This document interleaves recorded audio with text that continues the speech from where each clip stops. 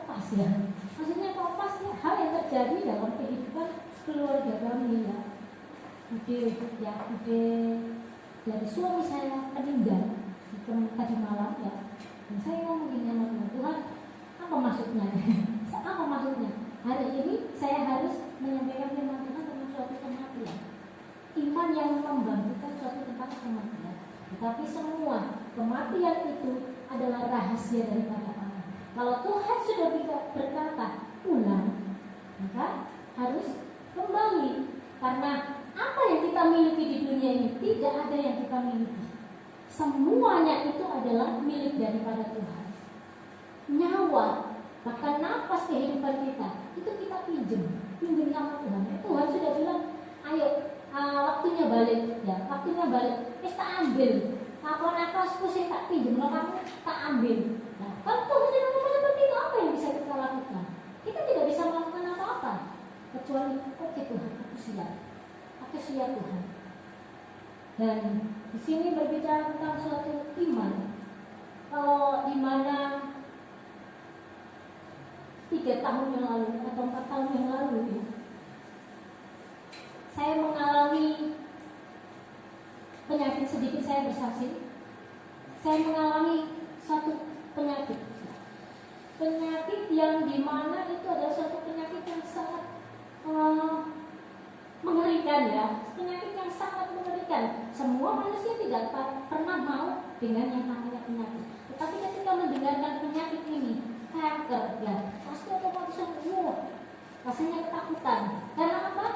Karena orang yang terkena atau yang divonis penyakit kanker itu nyawanya tidak akan bisa terselamatkan. Sedikit sekali manusia yang bisa sembuh dari penyakit ini, tetapi kebanyakan mereka akan mati. Saya ngomong kepada Tuhan, ketika saya divonis dokter terkena tumor payudara waktu di Gresik, dan saya ngomong sama Tuhan, di situ hidup saya sudah menjadi gelap ya. Hidup saya menjadi gelap. Saya ngomong sama Tuhan, kenapa Tuhan tidak adil ya? Tuhan tidak adil sama saya. Kenapa Tuhan? Saya sudah melayani Tuhan dari muda, saya sudah melayani Tuhan. Dari muda saya melayani Engkau Tuhan. Aku tidak melakukan sesuatu hal yang tidak menyenangkan hati Tuhan. Selama ini hidup saya pergunakan untuk melayani Engkau. Tetapi kenapa Tuhan saya harus mengalami penyakit seperti ini? Kenapa tidak orang lain? Kenapa tidak orang-orang yang di sana, mereka yang hidupnya murtad sama Tuhan? Kenapa Tuhan tidak kasih penyakit? Tetapi mereka orang-orang yang murtad sama Tuhan, mereka orang-orang yang hidupnya tidak benar di hadapan Tuhan. Mereka bisa bersenang-senang, berfoya-foya, mereka bisa sama ke sini. Tetapi Tuhan, kenapa saya bertanya sama Tuhan? Dan ketika pada waktu itu dokter sarankan saya untuk langsung dioperasi ya, harus diangkat sepenuhnya. Dan ketika pada waktu itu secara manusia, saya seorang wanita, saya takut ya. Karena saya tidak pernah operasi, apalagi operasi besar seperti itu. Saya merasa takut. Dan saya akhirnya mengambil keputusan saya tidak mau. Saya tidak mau. Dan ketika pada waktu itu saya berobat herbal ya, sehingga saya ngomong ke suami saya ngomong, saya mau ini aja, berobat untuk herbal. Dan ketika herbal saya mulai, dan ternyata tidak melakukan sembuh, tetapi penyakit itu semakin lebih parah. Saya merasakan kaki saya sakit, saya merasakan tulang belakang saya sakit, dan bahkan sampai saya tidak bisa berjalan pada waktu itu. Dan ketika saya tidak bisa berjalan, dan suami saya antar ke ibu saya, ke rumah ibu saya, dan kita ngobrol dengan ibu saya ya. Karena orang tua saya adalah orang tua tempat curhat saya, tempat bercerita saya ya, untuk mengeluh ya. Ini gimana Mak? Terus dia bilang, sudah kamu di sini aja. Kalau kamu di sana, nanti siapa yang merawat kamu? Kalau kamu di sini, kamu berobat di sini, nanti mama yang merawat kamu. Dan akhirnya suami saya ngomong sama saya, kalau kamu memang mau di sini ya nggak apa-apa. Dan akhirnya saya tinggal di Surabaya. Dan ketika saya tinggal di Surabaya, penyakit itu semakin hari semakin menggerobak dalam hidup saya. Dan saya sudah kurus kering ya, sudah kurus kering, dan saya tidak bisa lakukan apa-apa lagi. Tadinya masih bisa, walaupun tidak bisa berjalan, tapi saya berpegang-pegangan masih bisa jalan. Dan waktu itu di titik yang sangat-sangat membuat saya terjatuh, dan pada waktu itu saya tidak bisa berbuat apa-apa. Makan, minum di kasur, bahkan untuk berbaring ya, berbaring itu kalau badan saya dipegang itu sakit ya, tulang-tulang saya itu merasakan kesakitan. Dan akhirnya saya pergi berobat ke rumah sakit, dan di sana harus melakukan cek ini, cek itu, dan cek itu, dan ternyata kankernya sudah membentuk ke tulang, menjalar ke tulang.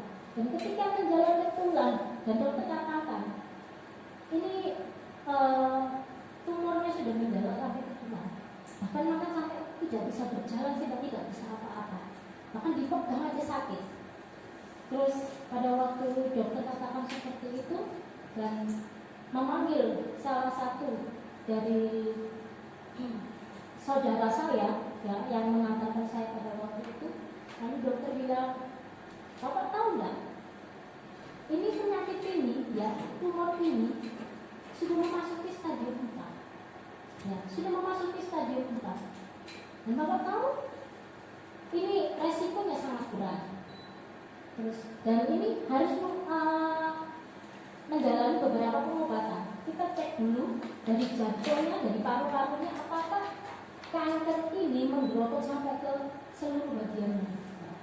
Dan ketika pada waktu itu saya sudah difoto ronsen, saya foto paru-paru, foto jantung dan rekam jantung, ternyata hanya menjalar ke tulang. Dan di situ dokter katakan saya harus dikemo. Ini harus menjalani kemo ya. Kemo payudara 6 kali dan tulang 24 kali. Dan ini nanti setelah itu kita akan rujuk kembali untuk simulator. Nah, di sinar. Ya. Dan akhirnya pada waktu itu saudara semua bilang sama saya, gimana? Ya udah nggak apa-apa. Ya. Karena saya sudah menyerah. Karena saya sudah menyerah sama Tuhan, saya ngomong sama Tuhan, Tuhan, kalau memang ini waktu saya untuk kembali kepada Tuhan, jemput saya Tuhan. Saya ngomong seperti itu. Kalau memang ini waktunya Tuhan, saya untuk pulang, ambil Tuhan, ya, ambil Tuhan. Memang ini nyawa saya adalah milik daripada Tuhan. Hidup saya adalah milik Tuhan. Ya. Kalau Tuhan memang izinkan saya untuk kembali, ambil Tuhan, tapi jangan mati seperti ini. Ya, saya ngomong sama Tuhan, jangan saya merasakan sakit penyakit seperti ini ya. Sehingga saya harus berlarut-larut menderita, mengalami penderitaan yang begitu sangat hebat. Penyakit kanker ya, itu sakitnya itu sungguh-sungguh sangat sakit sekali. Kalau berbaring saja sudah merasakan sakit ya. Bahkan saya tidak bisa tidur. Sampai malam pun saya tidak bisa tidur, hanya menangis. Saya hanya waktu itu, hidup saya hanya berharap kapan Tuhan panggil.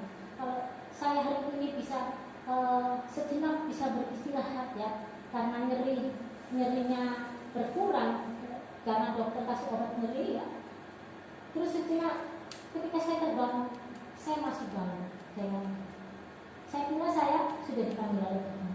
Tetapi ketika itu selanjutnya sampai seterusnya ya, sebelum masa kemo, sebelum dokter untuk belum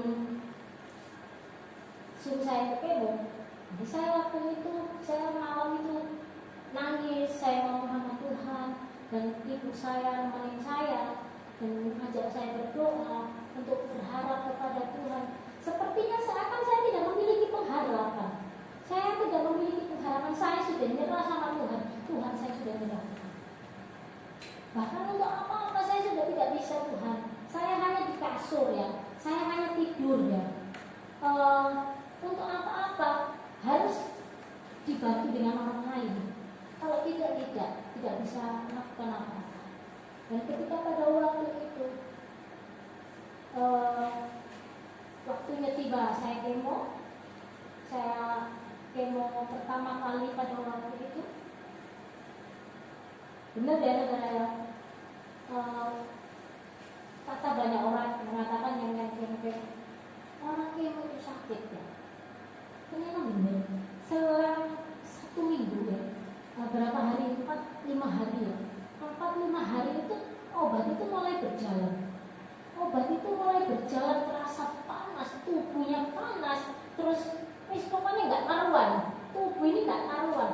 Untuk makan tidak bisa makan, mual. Terus rasanya mulut ini seperti terbakar. Dimasukin makanan seperti ada duri dalam mulut ini. Jadi tidak bisa makan, tidak bisa. Saya menangis di sini sama saya ngomong sama Tuhan ya. Kenapa Tuhan harus seperti ini ya? Saya pengen duduk, saya pengen bersandar-sandar, saya pengen jalan-jalan seperti dulu Tuhan. Tapi kenapa harus seperti ini? Saya harus alami hal yang seperti ini. Dan ketika pada waktu itu, tepatnya di hari yang 1 minggu ya, karena kemo payudara itu 2 minggu sekali. Tepatnya 1 minggu itu ya, rambut saya sudah gundul ya. Rambut saya sudah gundul, lepas sendiri ya. Jadi dipegang begini itu sudah lepas, semuanya lepas, rambut itu lepas semua.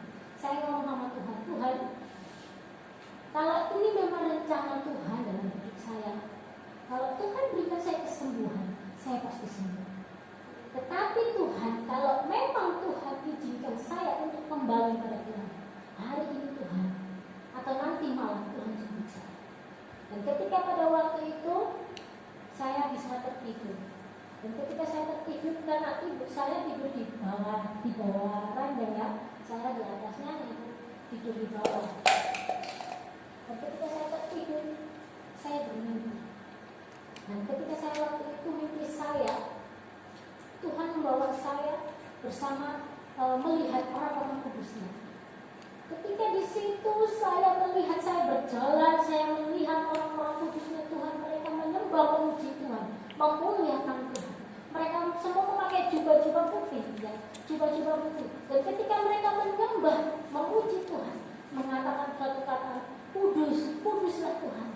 Dan ketika mereka mengatakan kudus, kuduslah Tuhan, ada sesuatu kemuliaan, terang yang bercahaya. Ya, pada waktu itu terang itu bercahaya. Dan ketika itu saya tidak bisa melihat terang itu, karena buat saya mata saya sudah tidak bisa, sangat-sangat terang sekali. Tetapi orang-orang kudus pada waktu itu di tempat itu mereka bisa melihat kemuliaan itu. Dan ketika pada waktu mereka melihat kemuliaan Tuhan, dan ada suara yang bersuara ya di terang itu dan mengatakan bahwa aku akan mengakhiri bumi. Aku akan mengakhiri seluruh bumi ini ya, karena bumi ini sudah penuh dengan kejahatan. Bumi ini sudah penuh dengan dosa. Mereka murtad terhadap saya. Ketika pada waktu itu saya ngomong gini dengan suara itu, kenapa Tuhan saya tidak bisa melihat kemuliaan? Kenapa mereka bisa melihat kemuliaan? Karena Engkau belum kudus. Tuhan katakan saya belum kudus karena Engkau belum kudus.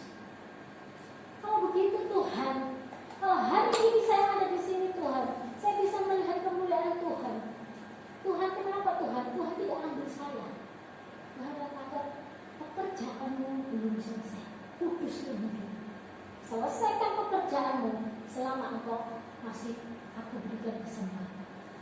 Dan di situ ketika pada waktu itu saya terbangun, usaha batuk ya, batuk, dan saya bisa duduk. Saya langsung bisa duduk. Dan saya langsung bangunkan ibu saya. Mak, apa? Saya bisa duduk, saya ngomong. Saya bisa duduk. Terus, puji Tuhan, mama saya bilang, loh puji Tuhan kamu bisa duduk. Terus, dan di situ saya nangis, saya menyembah Tuhan. Seperti rasanya ada suatu kedamaian. Tadinya kedamaian suka ya direnggut oleh penyakit ya. Oleh penyakit kenapa? Kita merasakan ketakutan, kita merasakan kekhawatiran, kita merasakan Tuhan kenapa seperti ini? Tuhan kenapa? Kita menyalahkan Tuhan ya. Kita tidak kembali mengasah iman kita kepada Tuhan. Bagaimana caranya kita memiliki iman yang sebesar biji sesawi yang dapat memindahkan gunung? Itu perkataan firman Tuhan. Dan di sini ketika saya sudah bermimpi seperti itu, saya mau melakukan iman itu. Saya percaya kalau saya memiliki iman yang kuat di hadapan Tuhan, saya akan melewati maut. Saya akan melewati suatu kematian ini. Saya percaya Tuhan kalau sudah bilang bahwa saya harus menyelesaikan pekerjaan saya selama saya ada di dunia ini. Saya percaya Tuhan berikan saya kemenangan, Tuhan berikan saya kesembuhan, dan di situ berangsur-angsur hidup saya dipulihkan oleh Tuhan. Saya mulai bisa berjalan kembali. Saya sampai hari ini saya bisa ada di tempat ini semua karena kemurahan